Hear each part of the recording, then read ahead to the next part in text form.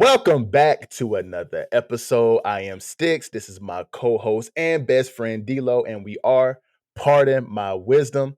We got some good content for you today, but of course, before we get into that, make sure you liking the video. Make sure you subscribe to the channel. Again, there's 90% of y'all that's watching the video that ain't subscribed, so I need all of y'all, most of y'all, some of y'all, to go ahead and hit that subscribe button if you can, but let's go ahead and get into it, man. Well, there you go. All of y'all. You know what I'm saying? All of y'all go ahead and hit that button. You see the little thing popping up on the screen. Hit the subscribe button. Yeah. But anyway, hit it. What's going on, man? How was your week, my boy?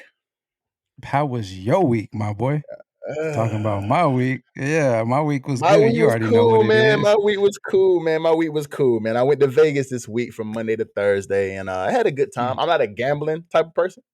So I don't gamble like that. I did pay like the little 25-cent slots, and I paid $25 on the slots, hit the 75, cashed out immediately because I tripled my money. So we got that 75 and bought me some drinks, and we were chilling. But I've been to Vegas a few times now. I've been to Vegas 5 times, but the last 3 times I actually went as as a tourist, like somebody who's actually visiting. The first 2 times I went for football and basketball, but it's neither here nor there.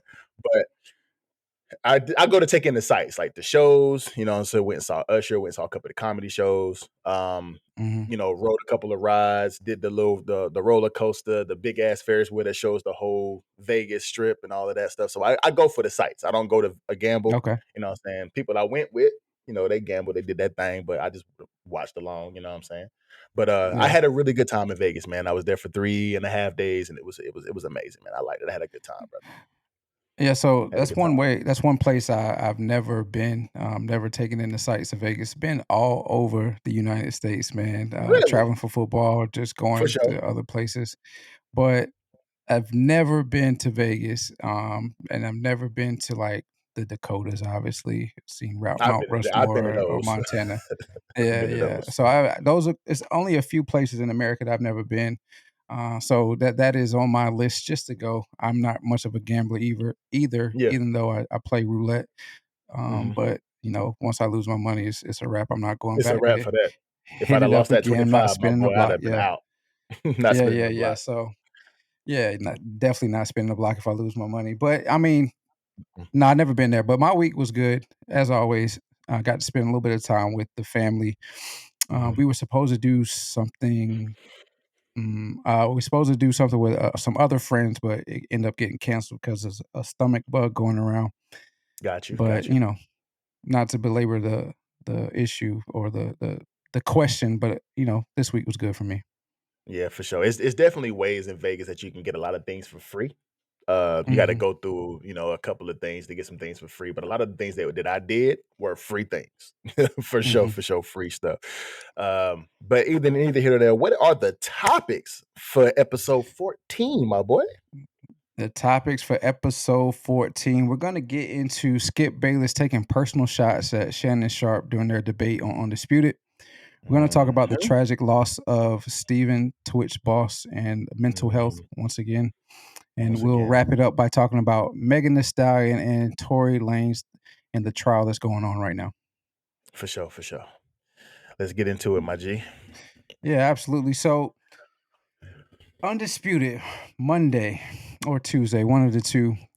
Shannon Sharpe and Skip Bayless, Monday, yeah. Shannon Sharpe, Skip Bayless are talking or having a discussion about Tom Brady and the performance that he had against the San Francisco 49ers on Sunday.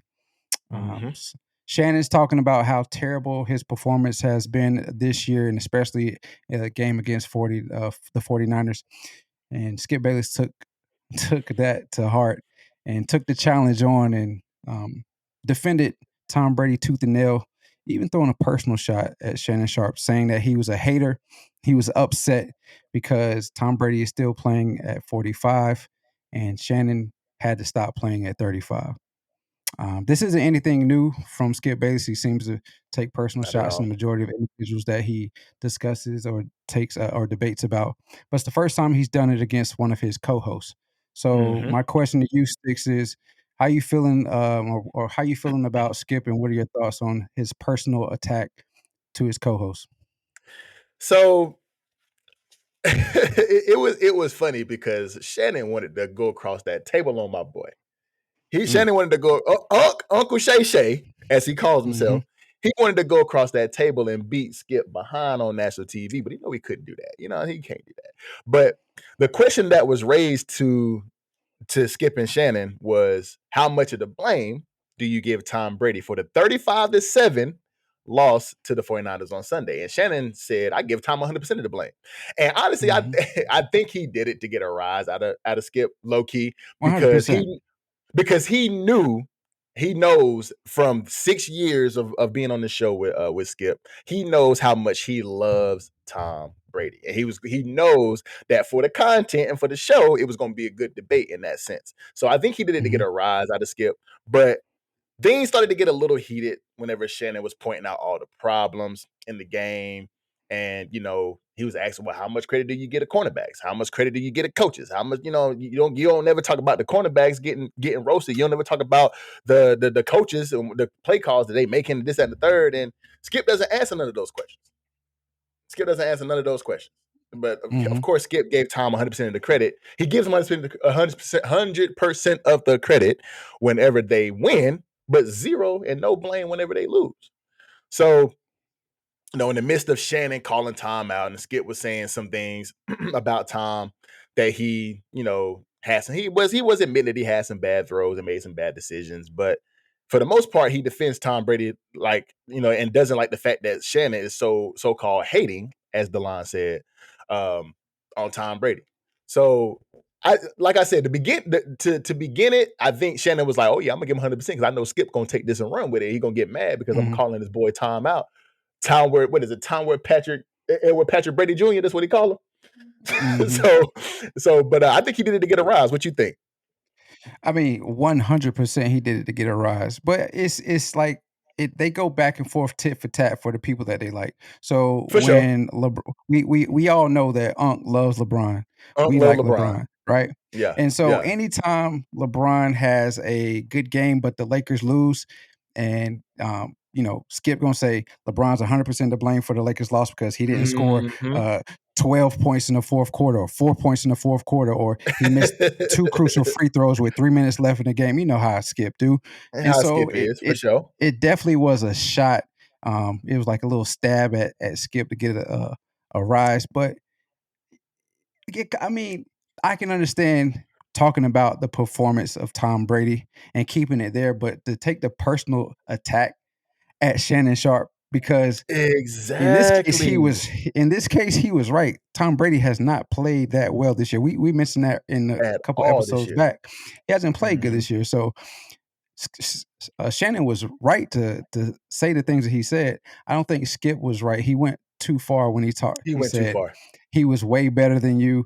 And when Shannon said, you act like I'm a bum, I'm in the effing Hall of Fame, he said, who cares? Like, are you serious, Skip Bayless? Like, come on, Skip. Like, come on, yeah, Skip. like, come on, bro. You doing too much right now. I mean, we know that Skip has made a career out of doing this to athletes for over a decade now, more longer than that, probably like 20 years. When did Cold Pizza start? 2002, 2003? A long time ago. It started when we first got to college, I think. Yeah.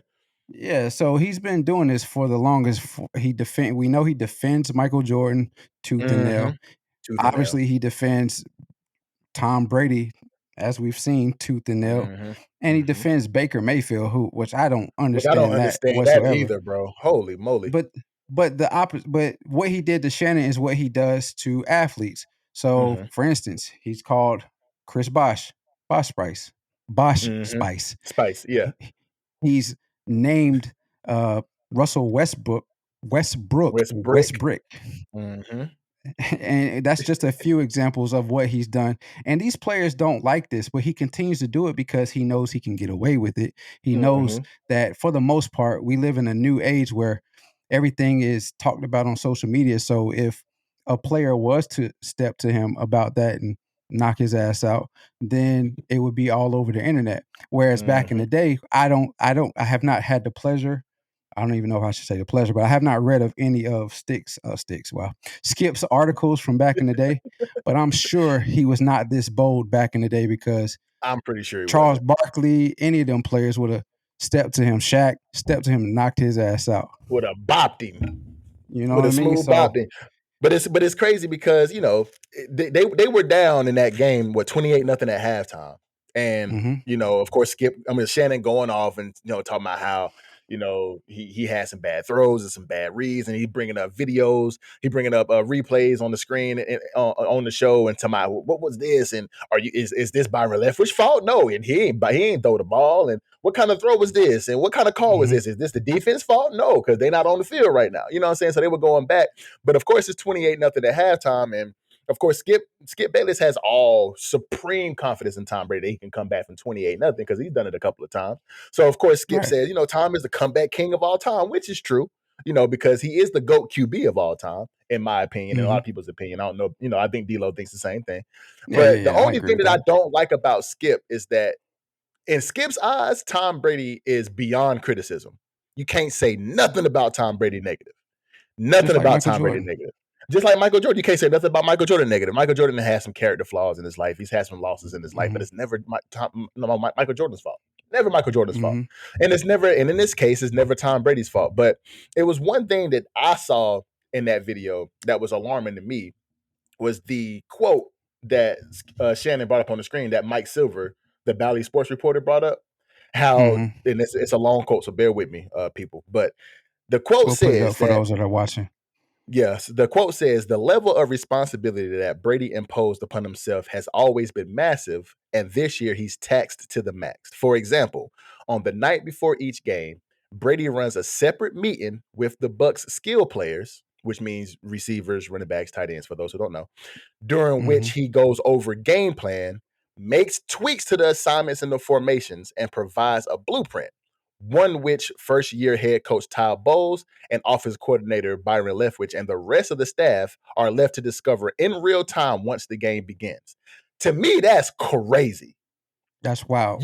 That's wild, bro. Like, you bring your skill players together and make tweaks and don't tell your OC? The man who is, in Shannon Sharpe's words, the man who was working 80 to 100 hours throughout the week to watch film and put a game plan together and put a script together and put all these plays together for you to go out there and execute. But you're taking that same game plan and taking a red pen to it and marking things off your own, like putting things in like you were advanced English teacher. Or something, you know what I'm saying? Yeah, I had to throw that in there. You know what I'm saying? Like you're an advanced English teacher taking a red pen to the report, and now you marking things out you don't like and adding things in, and you telling your skill players, and you're not telling them. They got to find out at kickoff. That's crazy to me.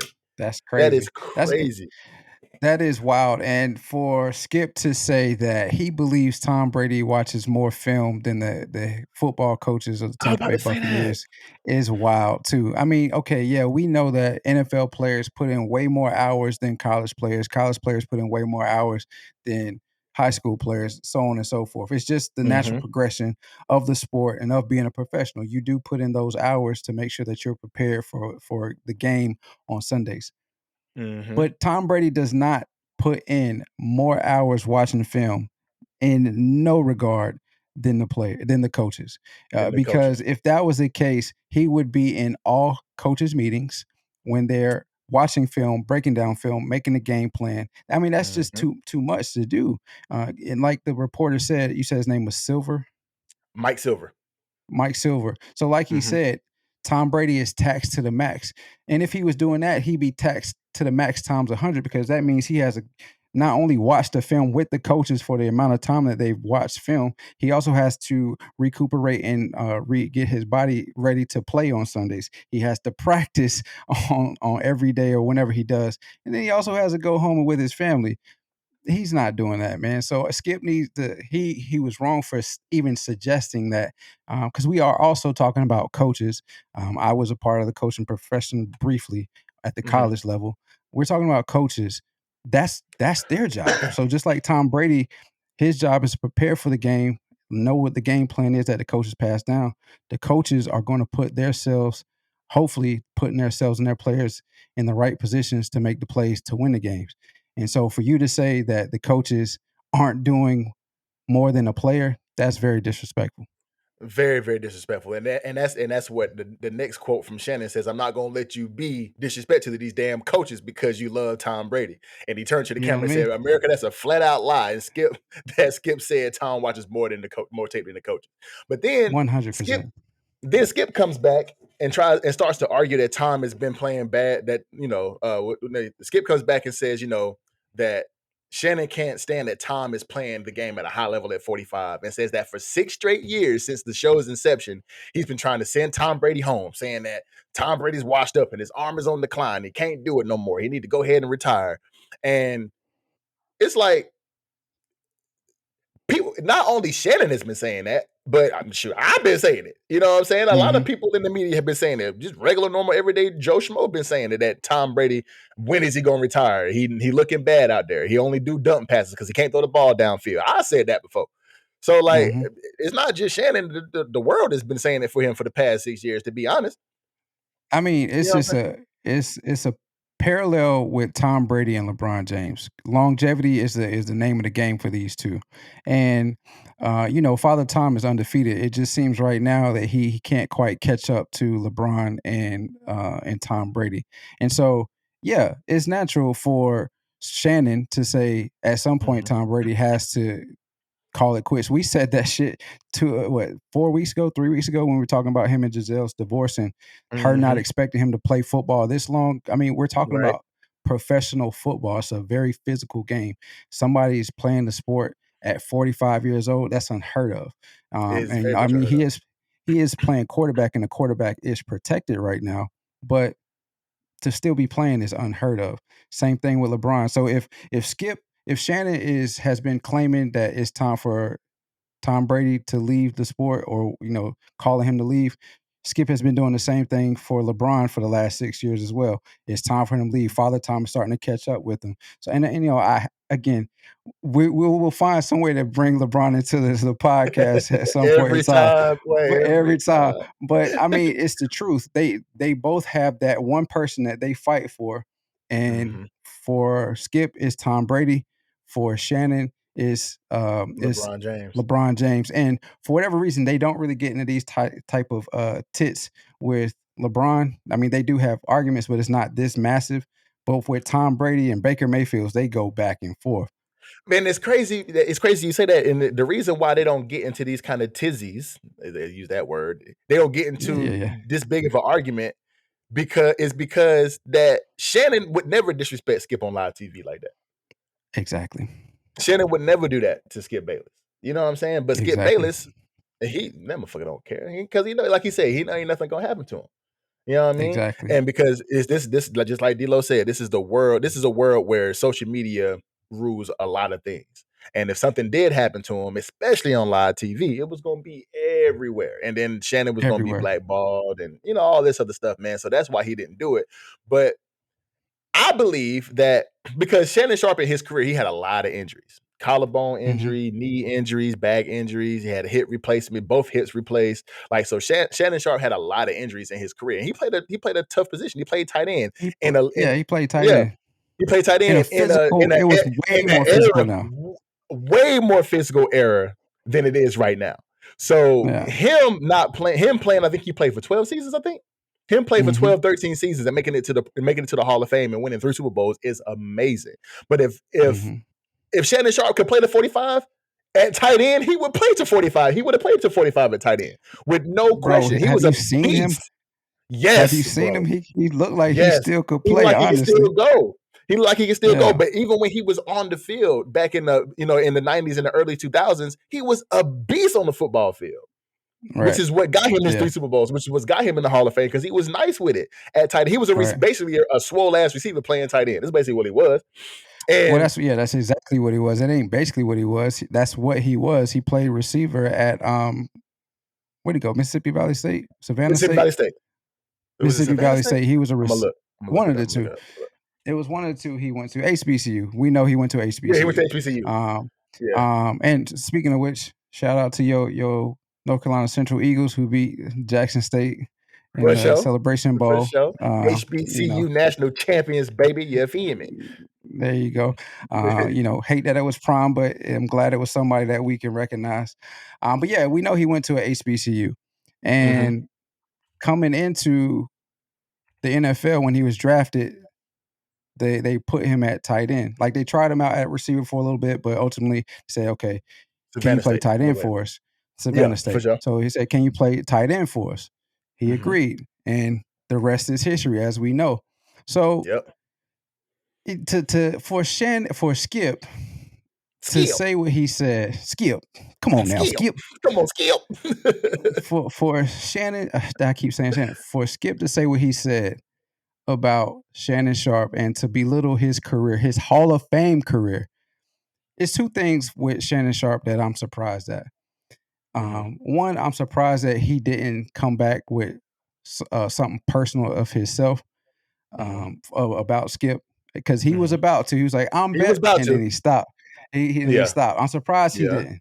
And Yeah. then two, I'm also surprised he came to the show the next day. I would have made Skip ass do that show by himself the next day and And apologize apologize. to me Yeah. because, like, I mean, Yeah. listen, and Yeah. that might be childish. That might be childish, No, but but he deserves an Skip apology for that, for sure, though. he does, and Skip has apologized, but it really wasn't an apology. Basically, he just said, "Brothers fight. This is what happens in the debate genre, the debate talk show genre. Let's move on." He also took a shot at somebody else, a personal shot in his apology. What if you think that's an apology? I don't think it was an apology. I don't think it If was. Ky- I'm if sorry, or I Kyrie's apologize did not come out his mouth. yeah, So if no. Kyrie's statement after his anti-Semitic statements or tweet was not an apology, Skip's was not an apology by any means. But By he any did take a means. shot at Stephen A as well. It was unnoticed, but it was a subtle shot because he said Shannon is by far his toughest opponent in the debate. So I wonder See, how you know Stephen. what? I heard that, but I didn't take it the way you did. But I can see what you Yeah, mean by that, brother. I yeah. can see what So you I mean by wonder. that. I wonder if Stephen A took that as a shot to him because I think it definitely was a shot I think it at was too, Stephen because A. he Smith. spent what 10 years on First Take with Stephen A. Right. And then went Right. to Fox Sports and went to Undisputed. So yeah. Yeah. Yeah, I Yeah. can see that as a shot to Stephen A. But I don't think Stephen A. Cause I haven't seen anything about Stephen A. actually coming back and saying anything about that comment. And I honestly don't even. Well, he probably does because he's in the sports world. But I was going to say I don't even think Stephen A. really watches the show much, to be honest. Right. But somebody done texted him. Somebody done hit him up. You heard what Skip said? Skip done said that Shannon Sharpe is toughest opponent at the debate table. What you think about that? But you know how people talk. 100%. How people Yeah. talk. But I Internet mean, on fire. internet always on fire. But I mean, honestly, it was disrespectful, bro. It was definitely disrespectful. The lengths that Skip will go to just to defend Tom Brady, A to person he doesn't take know. a person you sure you don't know him? He said it in his apology. I have never met Tom Brady. I Okay, don't even there know you him. go.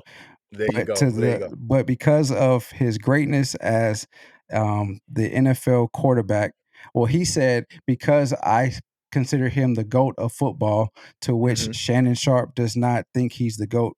He says he's the greatest quarterback, and I may concede that, but I defend Tom Brady because of the fact that he is the greatest quarterback of all time.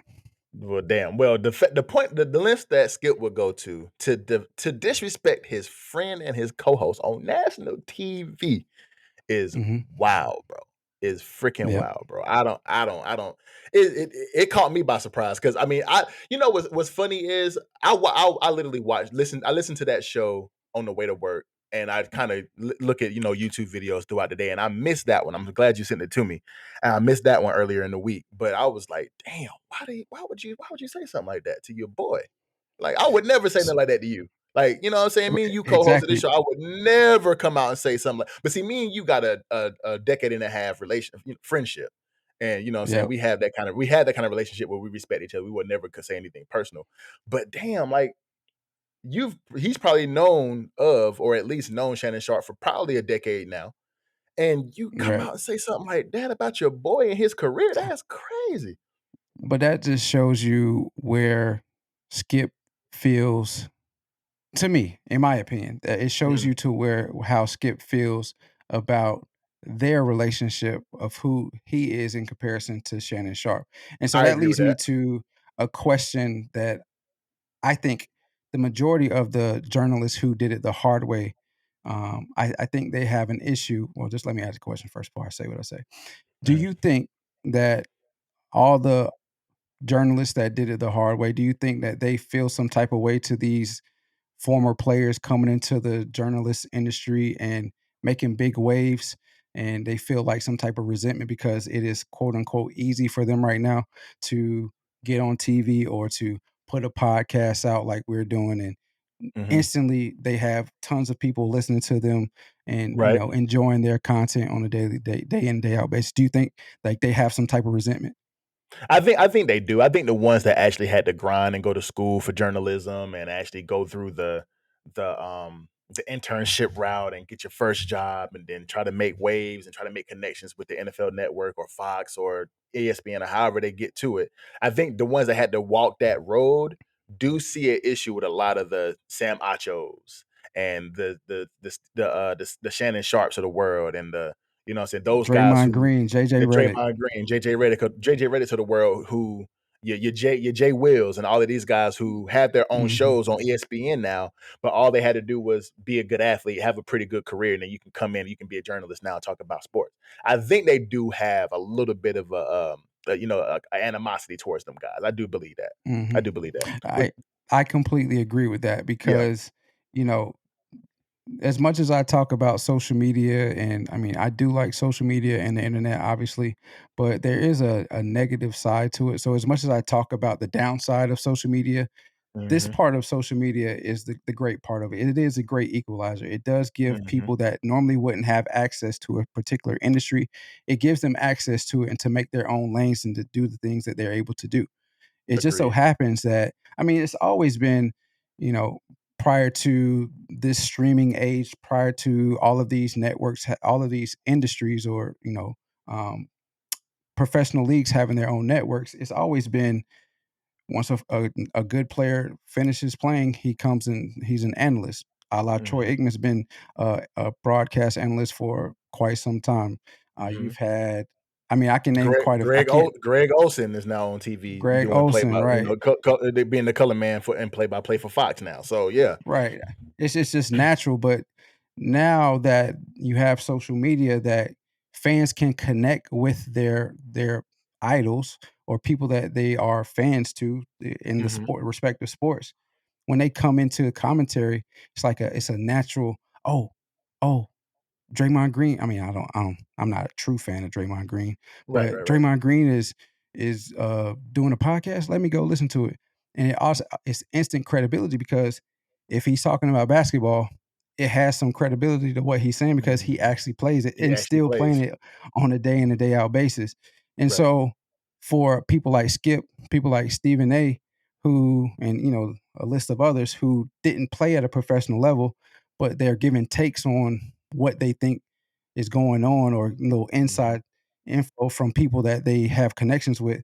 Well, we're hearing it directly from the horse's mouth now. And I think they have an issue with that because, as Draymond says, this is the new media. No longer are you going Mhm. to take attacks at people. If you're talking about the game, that's great. But if you're talking, you're going on the personal side, that's out of bounds, and we don't do that. And so I think Exactly. like now it's okay. Let me rein this in and put these people in their place. I believe that too. I believe that too. I think just my final wisdom on this is that Skip is 100% wrong. And Skip, at the end of the day, that's your boy. If Skip, if this get to you some kind of way, my brother, Unc is your boy, man. He been your co-host and your friend for the past 6 years, bro. You don't attack a man's character and career like that just because you want to defend somebody who you think is the greatest of all time because of the things that they've done on the football field. It's cool to have your favorites and it's cool to be a fan, but to attack your boy is retarded, bro. It's crazy. I don't mean to say retarded. My fault. I ain't calling you retarded. Just what you did was Mhm, kind of retarded. mhm, But he definitely deserves a formal apology, not the bullshit that he gave him. And I agree with you, D-Lo. If that was me, I would not have came the next day. You doing this show by yourself, player. You're doing the show by Right. He yourself would have until you definitely. hit me up. You got to call me and tell me, hey, you know what, bro? I was wrong. I apologize. I'm sorry, bro. I shouldn't have said what I said. I do value your career. Whatever he got to say to, make come back to that show, he would have had to say that to me because he Right. bugged out. He definitely bugged out. Right. Yeah, I agree with that statement 100%. I think he let that argument get the best of him. He And did. in the fact that it got the best of him, he said something that I would hope he regrets saying, but as of right now, it doesn't seem that way. He hasn't issued any official apology. If we're Mhm. talking about the semantics of words, he hasn't said I apologize. He's issued something that seems like an apology, but it actually has not been. I'm sorry for what I said to Shannon Sharpe. He is a Hall of Famer. His career was valuable, and I do think he's a great person, a great analyst, and as well as a great football player. Whether he still believes Tom Brady is better than Shannon Sharpe, Right. whatever, that's longevity awards goes to Tom Brady for sure. For sure. But I think Skip does in fact owe Shannon Sharpe an apology. And hopefully he'll get it. It doesn't seem like Shannon's too concerned with it. He's a bigger Nah. person than I am for sure. But For sure. uh but yeah, and he needs to Skip needs to fix it. Um and so they can move on because I think it will hurt the show moving forward. I think it will too. I think it will too. I agree with you on that. All right, so we move from that into a more sadder story, and we're going to take a look at mental health here. So on Tuesday, the entertainment world mourned the loss of Stephen Twitch Boss, who was the DJ Mhm. and co-host of the Ellen DeGeneres Show. Boss was found in a motel room on Tuesday afternoon with a fatal self-inflicted wound. This has once again brought into the forefront the importance of mental health and the real cost of fame. So, Sticks, we've discussed mental health multiple times on this show, Mhm. on this podcast. How important is it that we address mental health issues in this country, and why does fame seem to cost so much? Man, those are two good questions, bro. I mean, mental health is something that is very important across everyone, not just men, not just women, not just children, not just actors, actresses, celebrities, athletes, whatever. It's very important to everyone. The only thing that we run into is that when you look at the numbers and you look at how society talks about men in general, men commit or at least attempt suicide 4 to 5 times more than women. And in my eyes, I believe that it's because, and it's just my personal opinion, and I think this is a lot of opinion of a lot of other people as well. But my personal opinion is because of how men as boys are brought up. We're Mhm, told to be strong, be a man, get up and wipe it off, try again, and and we're taught to like when if you strong or you too strong and you talking about you alpha and this and the third, now you toxic. But if you seek help and talk about your feelings and you're emotional about things, now you're overly emotional or you're gay. So it's like we don't a lot of men don't have a lot of outlets that the women have. Women are, in my opinion, are very coddled to from the society and social media and everything in the world coddles women. You got, mhm, body positivity, you got feminism, you got all of these things, but men don't have these kind of outlets. You know what I'm saying?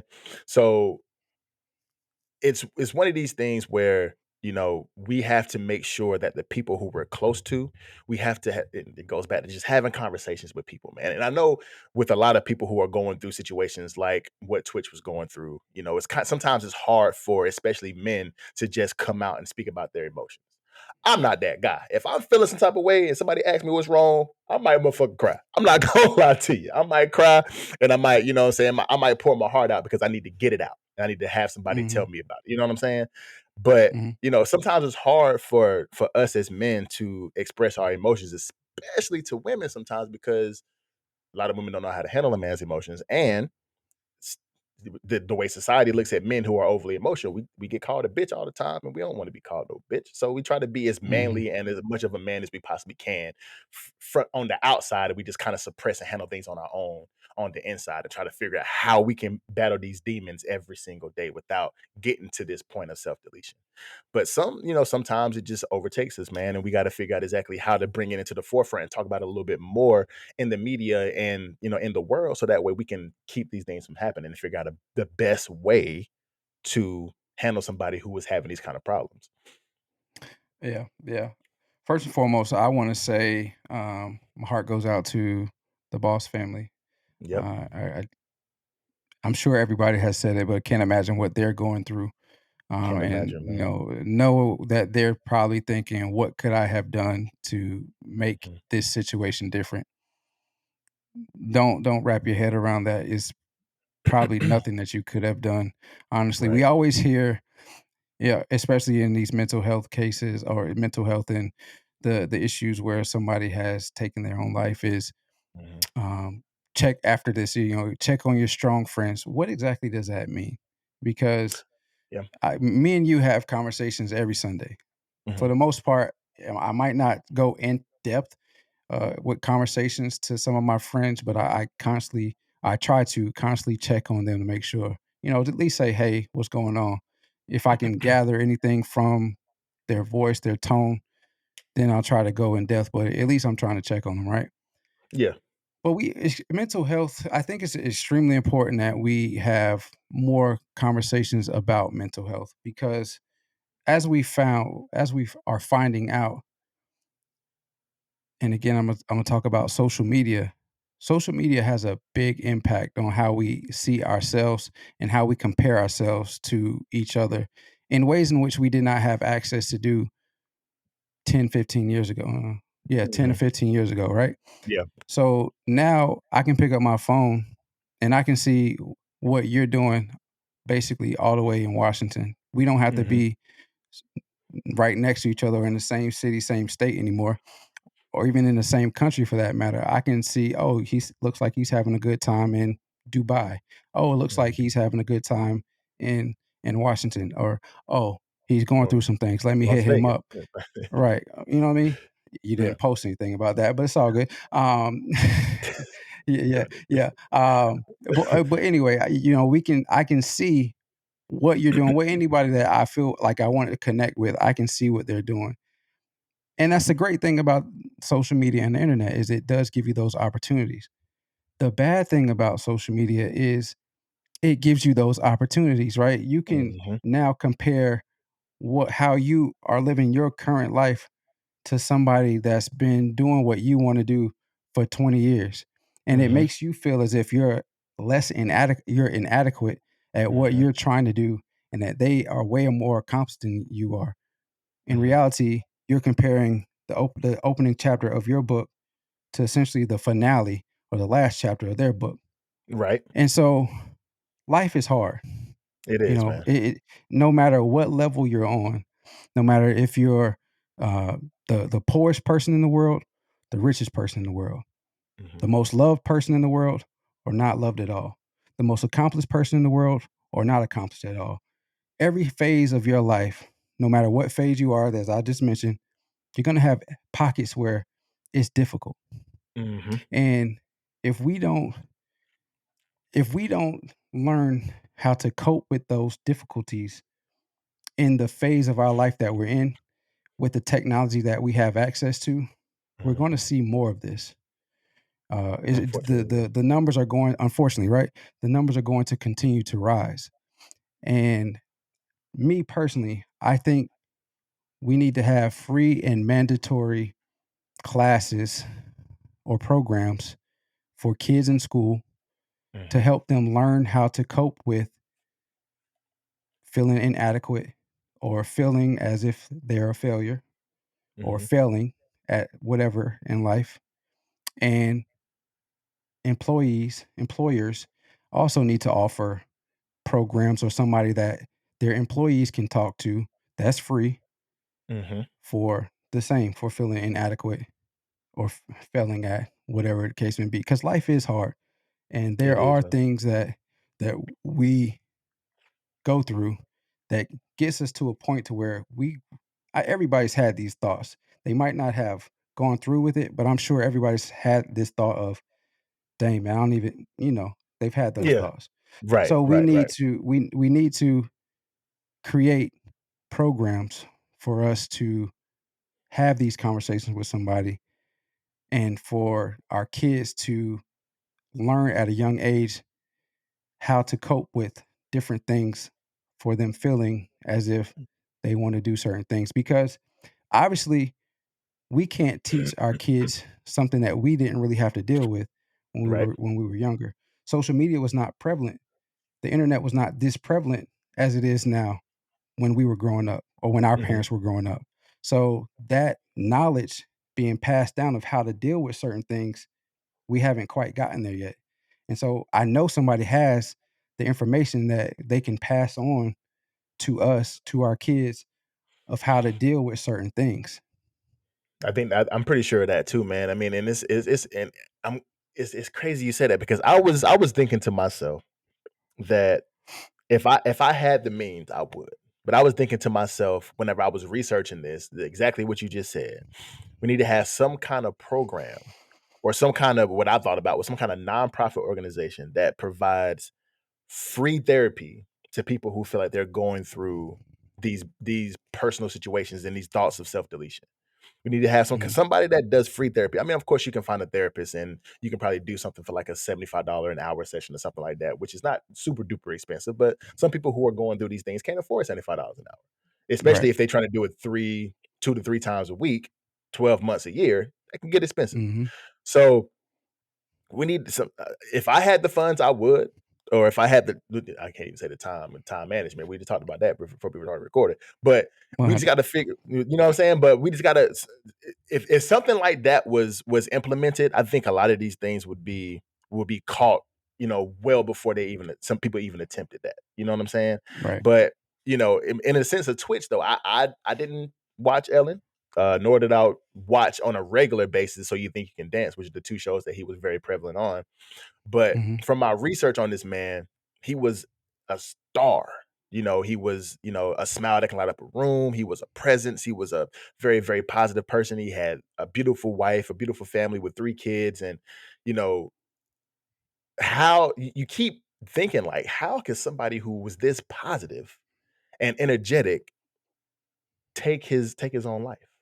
And just like you said, social media is prevalent and everybody had their reactions to it about how it's heartbreaking and how it's sad. But then you also see those comments of, but he had so many resources, or how could he do this to his family? Or, but it's almost the Mhm. holidays. That was so selfish, or what a selfish thing to do. And like when somebody is struggling with mental health, especially, and I'm gonna say this again, especially in a man's case, you Mhm. whenever Delon said, check on your strong friends, what that means is you have a lot of friends that are struggling through things that you see on the outside and what they present are very, very happy, energetic people. You will never know what lies beneath Mhm. because most men, including myself, I don't want to project my problems onto anybody else. So if I'm around my friends, around my family, even around customers that come in and come to see me, and even my coworkers who I'm not that close with, I'm not nowhere near as close to my coworkers as I am with D-Lo, right? But even if I'm around D-Lo, sometimes I don't want to project my problems on my best friends. I don't want to take my weight and weigh my friends down. And a lot of men, especially, are like that because it's for someone you don't see these mental health issues with a lot of people. We're gonna mask them as much as we possibly can to get through our day, but when we're in private, we're gonna cry our hearts out because we're trying to figure out what's next, man. You know what I'm saying? So Right. that's what it means by check on your strong friends. The friends that you think are on top of the world and the ones that show this positive image and this shining light in public, check on them as far as what they're going through in private. So that's what that phrase kind of means.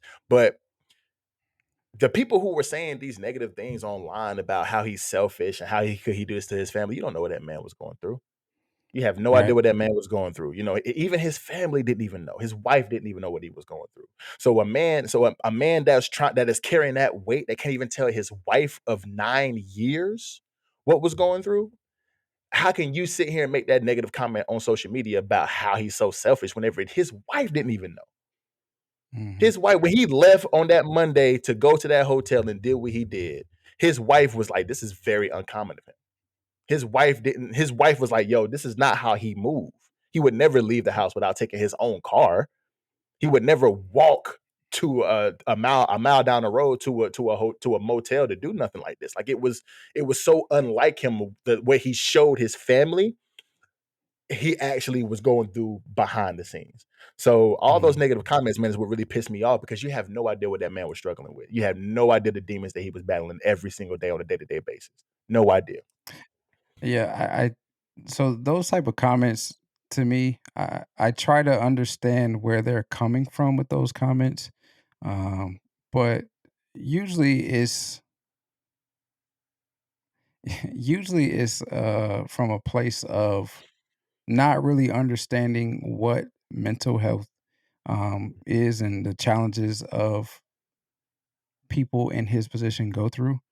And then it is also they may have issues of their own that they aren't really letting out. Yeah, again, social media is a place where you have people that act like angels and the good person, and you have people that act like bullies and the devil. So, you get the best of both worlds from social media. So, for every good comment and every blessing and hope for the best for his family, you're going to get those comments of, oh, he's so selfish. Oh, he's this. Oh, he's that. How could, he has these resources. Why did he have to do this? But as I just mentioned, at any level of life, you're going to have troubles. And we've heard multiple times it does not matter the amount of money that you have. Money does not truly, money doesn't buy you happiness. It makes things easier. It gives you resources to better your future and better your life, but it doesn't make you happy. At So all. if you're dealing with things, if you have dealt with things in the past, those things will get magnified 10 times when you gain money. If you Very have a clearly. vice that if you have a vice that you were dealing with when you didn't have anything, when you get money, that vice is going to go 10 times. So if you were heavy into drugs when you didn't have money, you're now 10 times more of a drug addict. If you had a gambling issue when you didn't have money, you're now 10 times more of a gambler. It just makes those situations worse. And if you don't get help with that specific issue, then that's going to bleed into other areas of your life. And so I think my struggle with this whole situation is the question that I ask, and I appreciate you giving me a little bit of insight on it, because I want to be as best a friend as I can to 100%. all of my friends that I feel that I'm really close with. My big question is, how do I, as a friend of somebody that may be struggling with their challenges that I might not know of, how do I officially and how do I efficiently check on them to make sure that they're okay without digging too much? Or do I just need to dig and dig and dig until I get some answers that I feel comfortable with and understanding what they're going through? So I feel like, as far as so you got to, there are some things that you can kind of tell from people who you are very close to whenever they're actually like not themselves. You know what I'm saying? You have to Mhm. just read that person. If you see that person, most times is a very like energetic, and well, I mean, just in Twitch's situation, most people didn't know nothing. You know what I'm saying? Like on the Mhm. outside in the public, it was, you could not tell anything, nothing. And even behind closed doors, with his wife and kids, they couldn't tell anything. But whenever you're close to somebody, there are some tells that that person is going through something, right? So if you're on FaceTime, or you're face to face with them, or you're on the phone with them, and they don't sound themselves, or they don't look themselves, and they're not acting themselves, then you can always pull them to the side and say, hey man, I've been noticing for a couple of days that, you know what I'm saying, your mannerism, your actions ain't been who you are. So what's going on? What you battling with, type of thing. Like, and Mhm. so but it depends on your relationship. Like somebody like you, nigga, I'm gonna dig. If I notice that you ain't right, I'm about to come to dealer like, hey, nah, my nigga, like you not who you normally are. Like, what's good with you, bro? Like, talk to me. You know Right. what I'm saying? I'm gonna dig because we have that relationship. We've been friends for 25 years almost. But Mhm. somebody who, saying, who you might just be an acquaintance with, or you might see on a regular basis that you're not really close to, like me, like say me and you got to kind of take it slow, but just kind of observe action. You know what I'm saying? Observe the actions, Mm-hmm. observe how they talk, observe, the things that maybe they're not eating or something like that. Or you just got to find the tails and just kind of pull them to the side and say, hey man, like I'm kind of worried. So kind of show that empathy for them, like, hey, like I'm kind of worried about you, man. You ain't really been yourself the last couple of days. Like, talk to me. What's really good? You know what I mean? But most men are gonna put on that facade though. You know what I'm saying? Mm-hmm. Women, you can kind of tell when they're emotional because they are emotional in nature.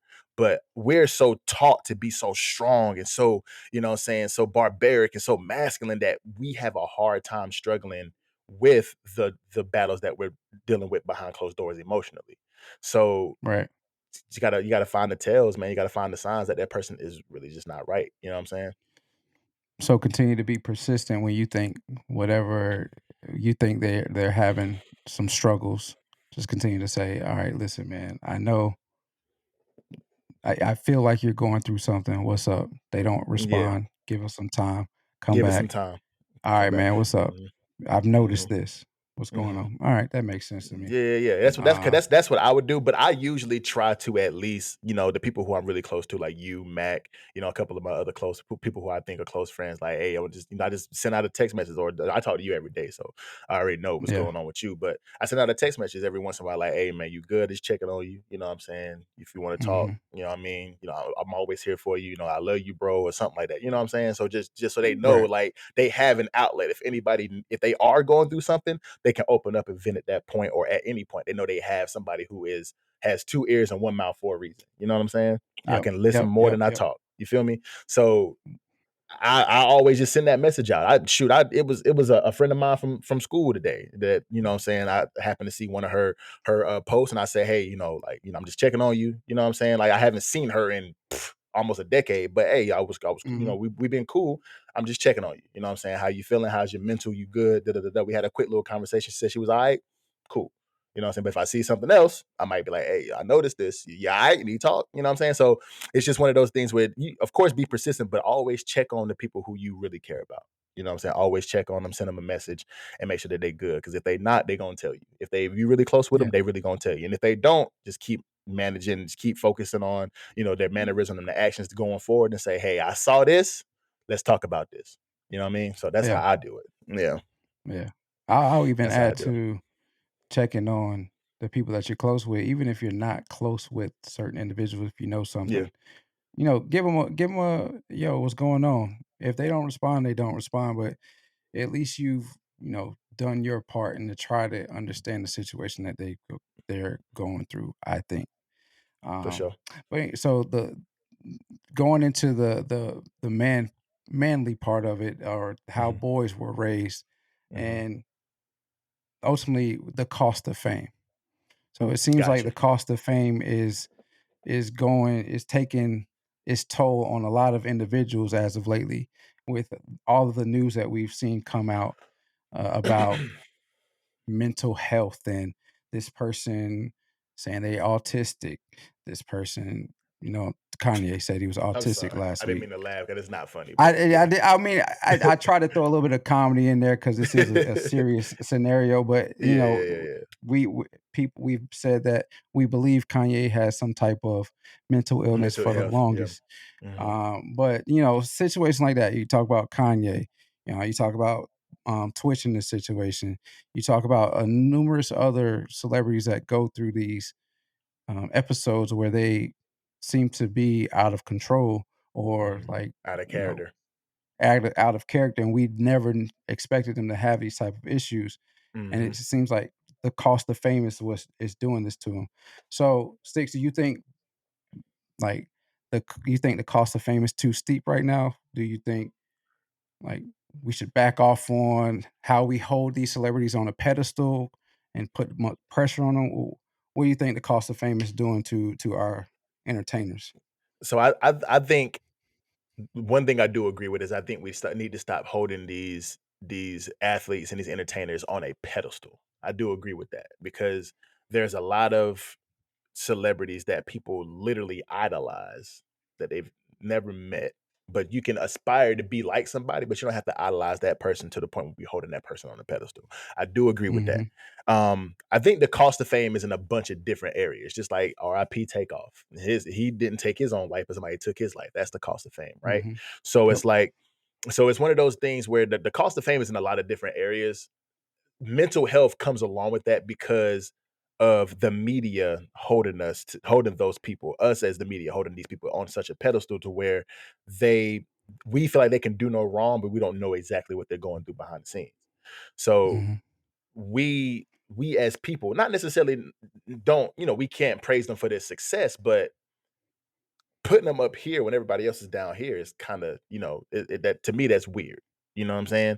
Like, people love Beyonce. She got the Beehive. People hold her on a pedestal that is so beyond the stratosphere. That's crazy, right? But she's a Yep. normal person just like the rest of us. She just makes music. She makes good music, but she's an entertainer. She's an artist, just like everybody else is an artist. So you're gonna her on the status is higher than, SZA, because why? You know what I'm saying? She's a Right. megastar. She's done movies, but SZA's a megastar too, right? So like, you gonna hold, but it's just one of those things where we pedestalize some people. I couldn't say that word for nothing in this world. Please keep that in. But I couldn't Oh, spit it out. definitely. Oh man, come on. I'm not taking that out. That's That's all all, folk hear that. folks. But nah, I mean, we definitely got to stop pedestalizing, because the reason why that's toxic, because we hold these people to such an esteem to where if they can't sometimes if they can't meet that expectation of us, it can be damaging to their mental health. And the cost of fame is crazy. Just like Robin Williams, man, that man seemed like the happiest person in the world, but it took his own life Yep. and nobody knew exactly what was going on with him. You know what I'm saying? It's a bunch of ways that we need to stop, man. Like, I don't know. It's hard. The cost of fame is high, and it's because of us. It's because of the The cost media. of It's fame because is the super high. yeah. Yeah, the cost of fame is steep. I think the main reason that the cost of fame is steep, well, I think it's two reasons that the cost of fame is steep. The first one is sacrifices. When you are in those positions of fame and power, you've usually sacrificed a lot to get to that position, which is why the Mhm. saying that if it was easy, everybody could do it, everybody would do it is so Mhm. popular because it's not easy to get to where a lot of these people that are entertainers, that do have a lot of money, that are in powerful positions, it's a reason why they're there. They sacrifice so much to get there. Whether they meant to sacrifice it or not, they sacrificed, whether it was their Right. time, whether it was spending time with family, spending time with friends, going to parties with friends, or whatever the case may be. They sacrificed that. Whether it was, sitting in the house, it's still a part time, sitting in the house learning some code, a la Mhm. Bill Gates and Mhm. his boy, you know, different things with time and sacrifices lead into the cost of fame. You miss out Mhm. on a lot. The Indeed. second one is these individuals can never truly be off. Like for you and I, we are doing this right now. We're going to Mhm. put this out to the world. But because we don't have such a following right now, we could go We to the could. grocery store or we can go to McDonald's or whatever the case may be with no issue. These celebrities, they can't do that. They always got to be on. And in some regard, that's going to take a toll on you because you always got to be on your P's and Q's. You can't say anything out of line if you care about being that type of person. You Mhm. can't do anything out of character if you care about being that type of person. You Mhm. can't go out anywhere without being noticed or fearing for your life or fearing for your safety of thinking somebody may do something to you. Mhm. Those are the costs, though to me are the two major costs of fame. Is time Mhm. and they can never truly be off. They always got to be on their P's and Always got to be Q's, on. making sure that they know what's going on with their surroundings. Mhm. I agree, man. I mean, and I was reading the article, Mel Robbins, who was a writer and a CNN commentator, and she was talking about the whole Twitch thing. And this is another long quote, but bear with me. She said, "There's a big difference between wanting to end your pain and wanting to end your life. But some of those Mm, who struggle with mental illness may not be able to see the difference. That's mhm, why." self-deletion, I can't say that word. Self-deletion isn't selfish. It's what happens when someone loses their battle with mental illness. This is why I feel so adamant that we change the way we think and talk about self-deletion. Saying this is selfish or a fault of the victim is simply ignorant and tremendously hurtful to the family members who love someone who lost their battle. So stop assuming you know what someone else's life is like, or what it's like to live within their head.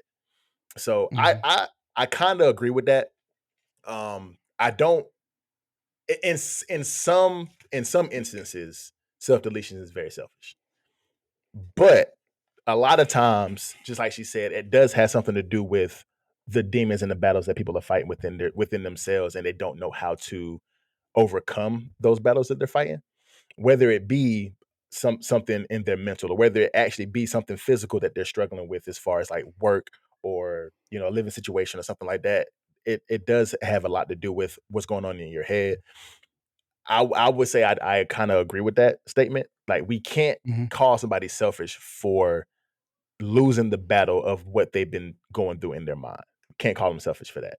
Yes, they left Right. behind a family. Yes, they left behind a wife or a husband, or yes, they left behind these things, this, that, and the third.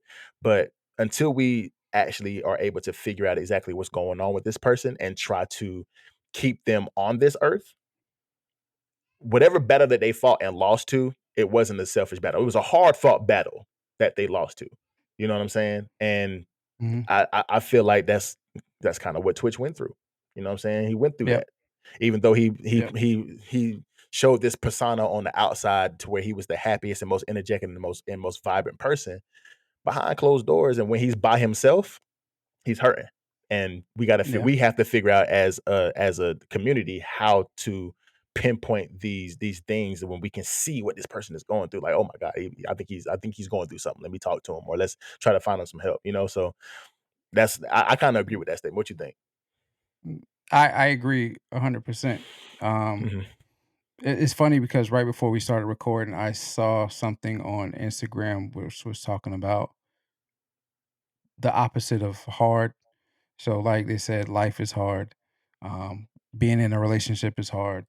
mhm, Going through financial difficulties is hard. mhm, But everything that you want is on the other side of hard.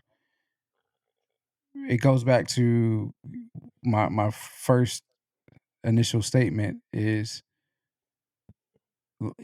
everybody goes through their different things. mhm.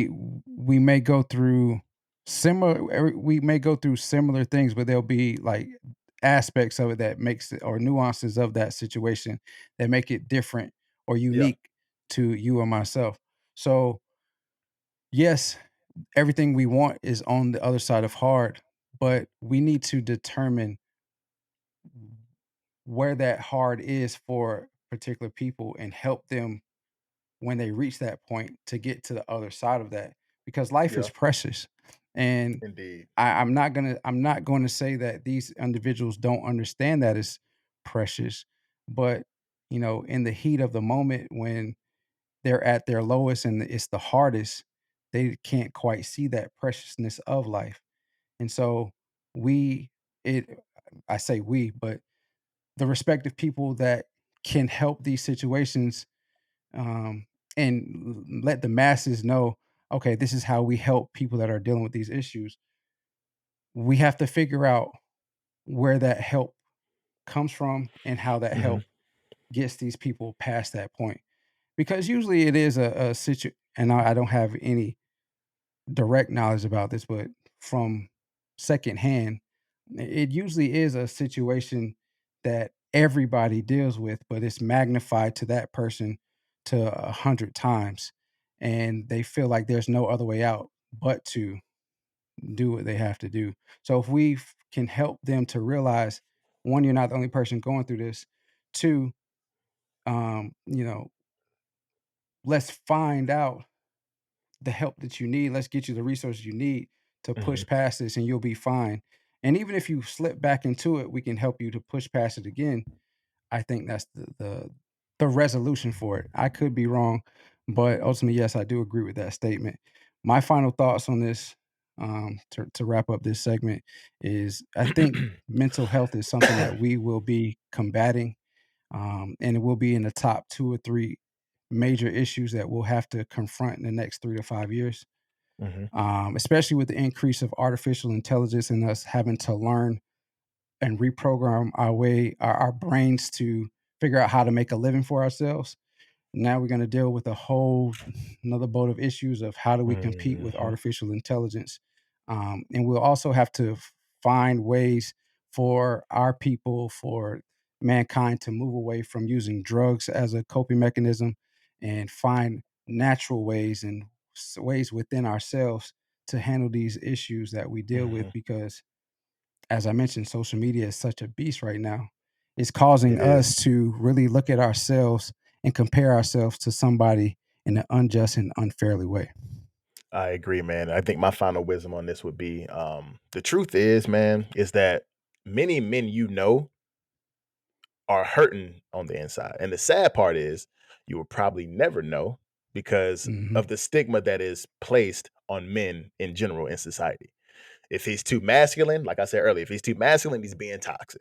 But if if he talks about his feelings and he tells you what's bothering him and he's being emotional, then now he's gay. But so we're somewhere battling in between those two things. Most men are. Most men are not trying to be too toxic, but they also not trying to be seen as soft. So most men, most times, just try to shut the fuck up and deal with it themselves and try to figure it out. And sometimes things like this happen to where they can't take it no more, and they resort to self deletion. So just like D'Lo said, man, we're going to be dealing with this for a while. At least, just like you said, the next 3 to 5 years. So if the best thing that we can do as a society is quote unquote check on your strong friends, or check on all your friends, or check on your acquaintances, check on everybody who you seem to be a little bit close with, and just just make sure that you're watching over them, and make sure that you kind of take heed to their warning signs. Or sometimes a small comment can be a cry for help. So make sure you're just paying attention to your friends and talking to your buddies and your boys and your brothers and even your family members. So making sure you're checking on them, making sure that they're good. But of course, Especially if your family anyone, members. especially your family members, but if you're watching, or someone is struggling, with a crisis, help is always available. So you can always text 988 or chat, at 988lifeline.org. So that way you know exactly where to go to get some help, man. 100%. 100%. This week, the assault trial of Tory Lanez against Megan Thee Stallion kicked off with many watching to see if they can get a glimpse of what really happened in July of 2020. Megan Thee Stallion, whose real name is Megan Pete, took the stand to testify along with her once close friend, Kelsey Harris. Many have speculated about the accuracy of this story, and it is a very much watched trial. Admittedly, Stick, I know nothing about this story. So I'm gonna lean on you to educate me on what's going on. So what is going on here, and what is your take from the first week of the trial? So you ain't know it, but I got you, my boy. I got you. So Pete. So apparently at a pool party at college in a crib back in July of 2020, apparently Tory reportedly shot Megan Thee Stallion, right? So the incident apparently happened because of an altercation or an argument between Tory, Kelsey Harris, and Megan Thee Stallion, which is an argument in the SUV about each other's careers, allegedly, right? Okay. And of course, going back and forth with over the past 2 years, of course, Megan has kind of used this to low key kind of uplift her career and kind of play the victim as far as her actually being shot by Tory Lanez. Now, the medical report later viewed that Megan still had bullet fragments in her feet in connection with the shooting.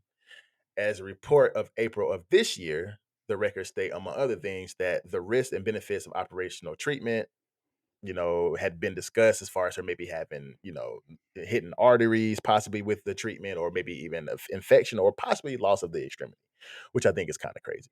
Now, I went back and watched the 2020 live that she did and how she was talking about how Tory got into an argument, was mad because, you know what I'm saying, he's not really famous, and he got a big jump off of the feature that he did with on the What's Poppin' remix with Jack Harlow and them boys, and they were just going back and forth. That's what she said in the live.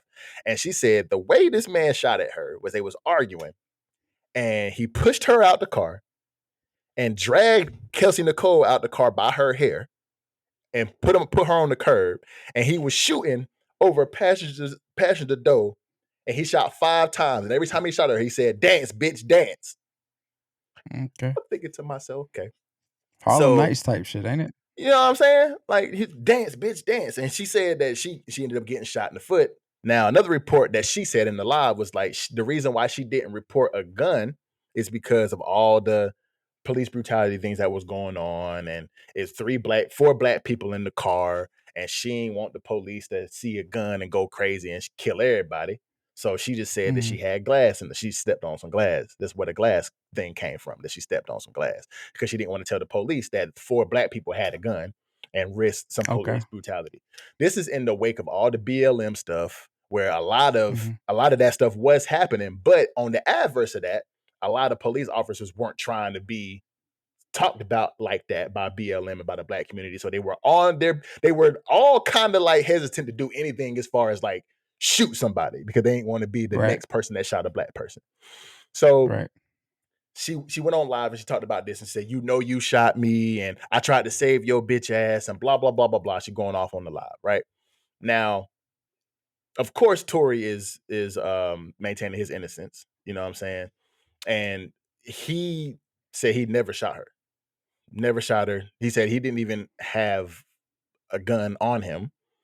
And I mean, it would be pretty dumb if he admitted to shooting her. Facts. He said in September, Lanez made a slew of claims that the incident was a part of the Daystar Project, which is a album that he dropped in 2020.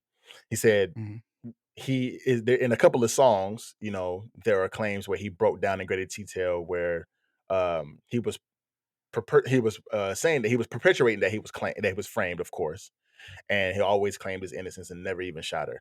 Forensics later on down the line came back and said that his DNA wasn't even on the magazine, nor was it was inconclusive that his DNA was even on the gun.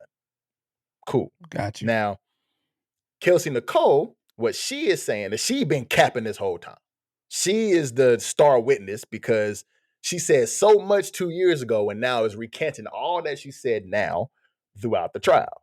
You know what I'm saying? Okay. Saying that she was going through some things with her daughter dying and she was not in a good mental space at that time. And she said a lot of things through text messages that she didn't really mean to say and blah, blah, blah, saying how she texted the bodyguard 911, Tory shot Megan, blah, blah, blah. But she said, like, it's cap. Like, it's all cap. But it's a lot of stuff that's going on right now. That's all right there. So the star witness, so to speak, of the first week, she originally texted saying that Tory Lanez shot Megan Thee Stallion, but now she's saying it never happened. Okay. So now she's saying that. Now she's saying, okay, so I'm gonna go to that. All right. So let me go through my notes.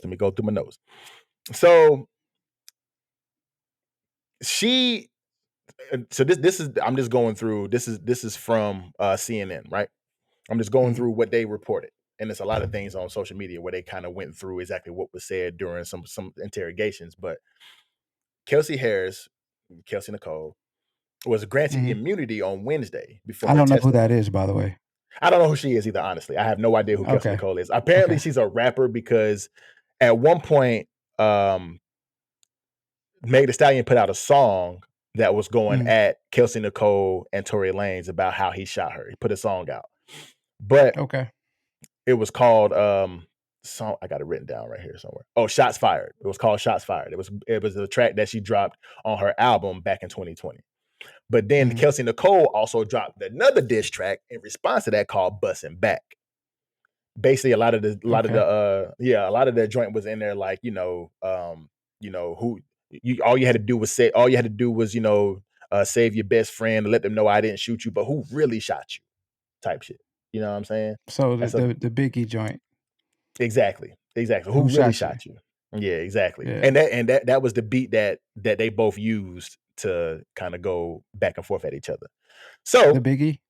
The yeah, Biggie beat? the Biggie beat. Yeah, The it was mixed, but ding it was that. ding ding Dun, ding dun, ding. dun, dun, Okay. dun. Yeah. Yeah. Facts. Yeah. Classic. So Classic. classic song.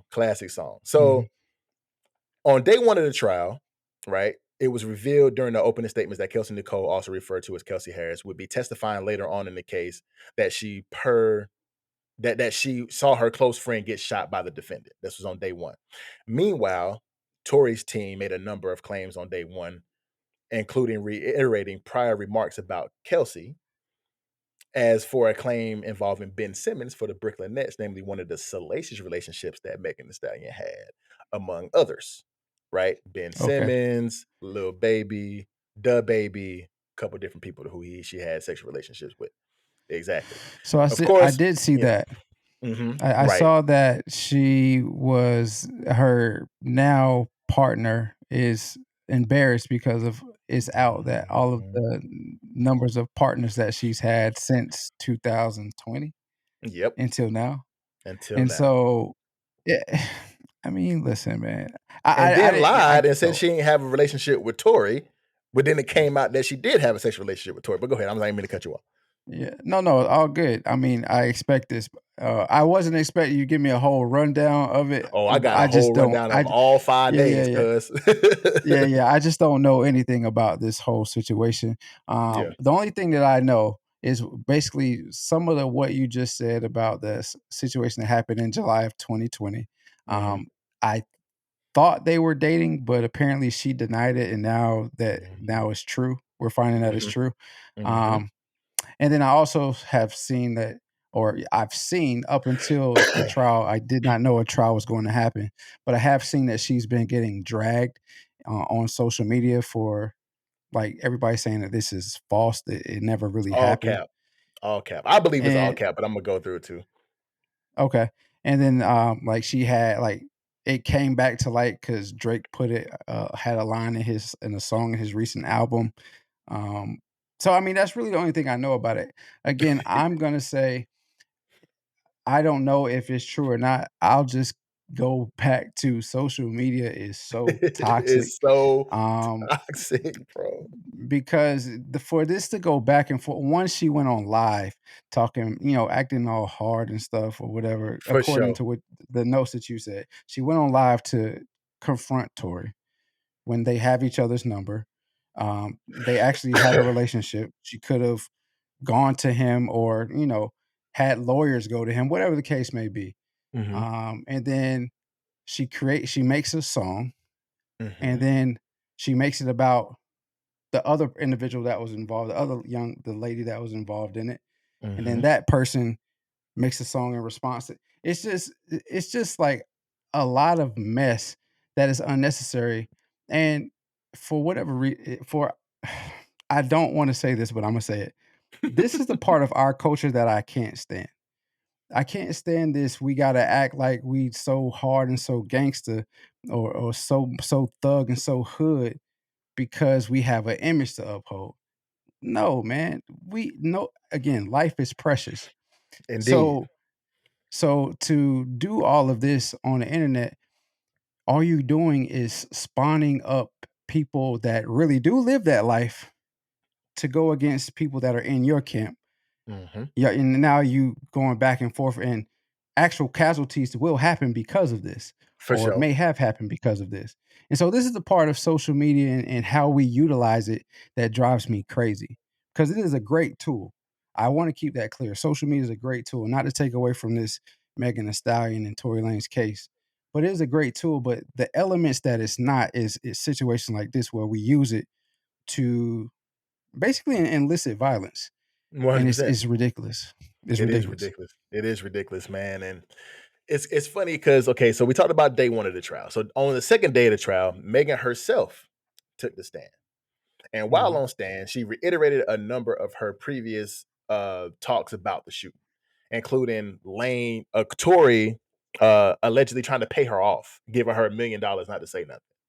So But she's bigger than him. but she's bigger than him. Well, I guess now she is, but Well, she is. I'm saying she's seen as being bigger She's than him. seen Her it bigger career than has, him. Yeah, her yeah. career has been better than his, right?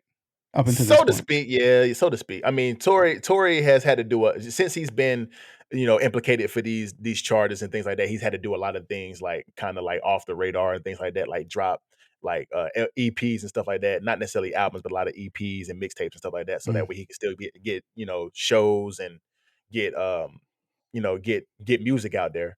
But right. yeah, since then, yeah, she has been seen as a little bit bigger, doing shows with Beyonce and doing songs with Beyonce and getting up there with Cardi B and stuff. She's been doing better, yes. Yeah. But Okay. apparently he was trying to give her some hush money, quote unquote. She also criticized how some artists have responded in the case, telling the court that she can't believe, and quote, this is her quote, can't believe I have to come up here and do this, and calling out some male focused aspect of the male focused aspect of the music industry. So this show situation in the industry is like the big boys club. Mm. She also reflected on how some have attempted to make her the villain in the case and try to make Tory the victim. And then she goes on to say, I understand that I wish he would have killed me if I knew I had to go through all of this. I said, oh my God.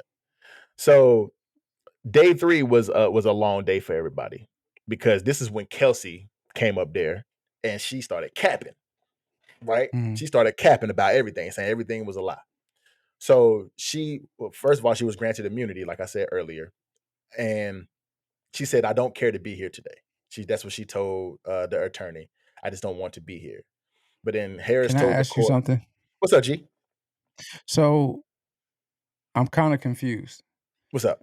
So you said you don't think it actually happened, right? I don't think Tory shot her. Okay. So you said that, but then you said, "Oh, girl is capping," Yeah, and so because basically, initially, yeah. Go ahead. she's initially said that it did happen, or alleged that it happened, Mhm. because she sent text messages to her bodyguard saying that Tory shot her, which Mhm. means if she's capping, then you believe that her text messages were real, and that the The text situation did messages were happen. real, but I don't. So there's been reports that people heard 5 shots ring out. Right Uh huh. now, let me keep going. Let me keep Go going. finish. All right, my fault. Okay, so Harris told the court that the reason why she didn't want to be there is because of her mental health was suffering due to a recent death of her and the birth of a child. Due to a Mhm. recent death and the birth of her child, said this is just a triggering situation and accused Megan of weaving a false narrative and tarnishing her reputation. She goes on to say, and I quote, Megan painted the picture that I betrayed her. She's painted the picture that I'm this bad person and a bad friend and that I took hush money. There are so many lies. Tory never paid me off and Tory never paid Megan off. That's what she says. And then Mhm. the witness was then asked, who was Kelsey. The witness was then asked about the defense's suggestion that she was that. Hold on, let me go back. The witness Harris was then asked about the defense's suggestion that it was she, not Lanez, who shot Megan. And then she went on to say that's ridiculous, right? So now it's implications that she actually shot Megan from Mhm. from what Tory's camp is saying, what Tory's lawyers are saying, and not Tory. And she's like, that's Mhm. ridiculous. So then she then detailed the events that led up to Megan's alleged shooting, described her estranged friend as being very drunk and a little off, meaning Megan was a little off that night and drunk at the night Mhm. at Kylie Jenner's party. Said the argument took place inside Kylie's crib and then carried on, she said, without getting too specific. There was so much going back and forth, name calling between me and Megan, Tory and Megan, Tory and me, Megan and Tory, blah, blah, blah. But then in the September interview, she claimed that Lanez threatened to shoot her and Megan, but Harris was asked if she remembered such a statement, but she remained tight-lipped. Like, do I have to answer that? She actually asked the judge, do I have to answer that question? And Mm. the judge said, well, yes, ma'am. And then she said, is that was in the car, right? And then Kelsey said, yes, that happened in the car. And then Mm. the judge asked, what did he do? What did he say? Why don't you want to answer that question? And she just goes on to say, I don't want to be here. And then pleads the fifth the rest of the day. Okay. I'm just like, I mean, bro, like, Yeah, it's a It's so lot much going back on with and it's this. a lot going on with this thing, and this is why I feel like this shit really didn't happen. I really don't believe Tory shot her. I don't know who. If people are claiming that there were actually 5 shots that rang out, I don't think Tory was the one that shot that gun. Number one, because forensics never found his DNA on the gun. So somebody who shot 5 times, you would think that his DNA would be on this gun, right? On this fucking Unless you weapon, wearing, right? I mean, we watched CSI growing up. People can wear gloves and shit like that to mask their DNA But or keep their DNA from getting on there. in July in LA, you think this man put a gun on to shoot at her? A glove? I A mean, glove, a glove on to shoot this gun? I don't know, or it could have been wiped. I mean, I don't know enough about True. this case, this person, or either of the people, honestly, to give a honest opinion on if I thought it happened or not. But there Mhm. are ways, we all know there are ways that DNA cannot be on a Very true. magazine case, on a gun, or But whatever it the was case is. also showed, and which this can go back to your point too. It also showed that when he was detained, there was also no gunpowder residue on his body either. Okay. So for somebody who shot a gun 5 times, you would think Right. that DNA would be on the gun and there would be some residue on his body, at least on his hand, his Right. wrist, his arm, something, right? Right. So on But when was Thursday, he detained? Because he was didn't she detained that originally same say night. she stepped on glass? So he was detained that same night. He went to jail and was out on bond on $130,000 bond. How does So that whenever make they sense? detain, How did she say, and I'm not saying that your story is wrong. I'm no, trying to right, right, figure right. out in my I'm just mind how going that back makes from sense. what I see from the court. Yeah, go ahead. I'm Yeah. listening.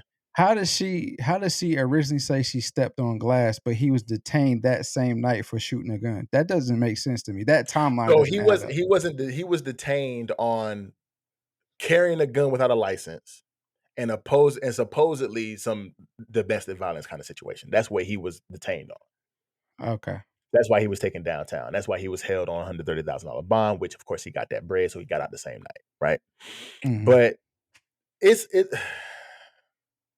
it's so much going on. It's so much contradicting evidence. So many contradicting stories. It's all he say, she say, which is why I don't understand Right. why this even went to trial in the first place. Because you got Tory saying he ain't do it, Megan saying he did do it. Initially, Kelsey Harris saying that he did, but then get to the courthouse and say, you know what, I was lying. I was kind of in distress, and I don't think I really said that. And I don't know why I sent those text messages in. I didn't really see Right. him do it. I didn't do it, but she didn't shoot herself. But I didn't see Tory do it either. But who did it? I don't know. Like it's just a lot of shit going on, It's a bro. lot. It's It's a a lot of lot. shit Yeah. going on because she came back on day 4 and she was testifying again and said the night was a blur. We were under the influence. I did send the bodyguard that message, but like she don't know what the fuck she's going back on her story that she sent 2 years ago, which was a 90 Mhm. which they actually looked at on day 5. It was a 90-minute fucking interrogation that she went through 2 years ago that said that she down to the T was saying that Tory did it. This was the argument. This is what happened. This is where it happened. That she was on point. But then getting to the courthouse all week, pleading the fifth and changing the story. So like this whole situation, bro, is like a bunch of bullshit. I don't think Tory did it, but if he did, Megan and Kelsey are doing a bad job of getting this man arrested. A horrible job of getting this man put in jail. Yeah. And if he does actually get, found that he did this, and these charges are going to land him 23 years in jail.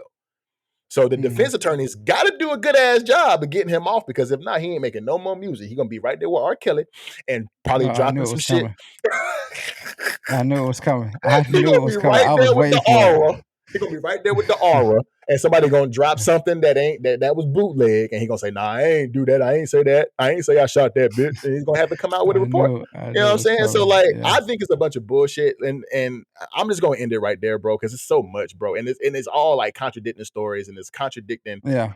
testimonies from both sides, mostly from, because Tory ain't even took the stand yet in the first week. It's Mhm. all been Kelsey and it's all been Megan. So Tory ain't even took the stand yet. So it's like their stories are so contradicting that I don't even think Tory even got to testify for real, Mm. because it's so much Well, bullshit. yeah. Yeah. Well, I thank you for updating me on that nonsense, and I will continue to not keep up with that trash. And, like I said, I respect I this is real. It's not 100%. And I'm not belittling the injury that Megan Pete got or the seriousness and severity of Daystar Peterson, who is Tory Lanez. Who is Tory Lanez? Yeah. I'm not gonna take away the severity of that. His life he may see 23 years in prison, but this is a bunch of nonsense. And I really hope that in the next couple years that hip hop R&B stars just keep themselves out of this craziness, because it's always something when it comes Always to something. the hip hop culture that doesn't quite make sense. And we have to deal with this and hear how toxic our culture is because of this nonsense. This bullshit. I think my final wisdom on this bullshit is, man, me personally, I don't think he did it. But if he did, like I said, they're doing a horrible job of implicating him on these charges for real. Kelsey and Megan, Miss Pete and Miss Harris, y'all fucking it up. If y'all trying to get him implicated, y'all are fucking it up because they are contradicting themselves left and right. But Yeah. just like D-Lo said, man, I'm gonna just reiterate what he said. Hopefully, in the future, that these megastars and these entertainers and athletes alike will keep themselves out of this bullshit, because, like, you have, just like we said in the last segment, you have to be on at all times. You have to be on at all times and making sure that you're covering all your bases and not putting yourself in no bullshit. This right here that Tory and Megan are in is some bullshit. It's some bullshit, and it should have never fucking happened. For real, for real. And with all the lies that's being told and all the shots that's being fired and all the diss tracks that's being made and all this bullshit could have been avoided just by she didn't have to say what she said in the car. It's all a bunch of he say she say, bro. I don't even know how to even end this final wisdom. Honestly, It's all good, bro. just get this shit out of the fucking way, because it is some We bullshit. We're not talking about this shit no more. I might come back and I'll post end something it. on the page and say Tory Lanez not implicated on or whatever the fuck happened, and I'll just leave it at that. I'm not talking about this shit no more. Stupid. Yeah. No, I'll end it with, I'm gonna have to do a lot of bleeping for this last segment because Don't bleep it out. dag, Don't bleep it out. nah, I'm Don't bleep bleeping. it out. I'm bleeping. We trying to get yeah. But nah. So episode 14, one more episode till we hit the season finale, man. Season 1 of Pardon My Wisdom. Sticks, PMW my guy. crew. What up, my fam? PMW What's crew. up, my boy? Yes, sir. My guy, I appreciate these conversations that we have, man, and I hope that the people that listen, the people that consume our content will continue to listen to it and even tag some of their friends to join the conversations that we have. For all of the segments that we did today, please leave a comment below letting us know your thoughts on everything that we discuss, and give us ideas of what you would like us to discuss in the future. We'd be happy to discuss those or talk about them and give our takes on what we think should happen or is the cause of this when it's related to sports and entertainment. I'll sure, pass man. over to you, Sticks, to let you finish this out. Hey, man, like you said, bro. I definitely I love having these conversations with you, bro, because it just brings, like I keep saying, a different perspective to my thought process and what I think. Because of course, everybody has their own opinion about what happens and the things that we talk about, but hearing my side and hearing your side and putting those things together is a beautiful process, bro. And I appreciate you for that. I love you, bro. If you always know, bro. Just getting back to the mental health thing. If you ever need to talk to me, bro, you got the number. FaceTime me, call me, talk to me, bro. I'm here for you. But there's everybody else too. Check on your friends, holler at everybody. Just make sure everybody is okay, man, because we don't need nobody else taking their life. Especially even if it's your family, somebody who is not in the public eye like Twitch. Check on your people, man. Check on your people. And that's all I got to say, bro. That's all I got to say. With that being said, and same to you, bro. You already know. Anything go on, you can holler at me. 2 ears, 1 mouth for a reason. 2 ears, 1 mouth for a reason. reason. But with that being said, man, we'll catch y'all next time. Peace. We out.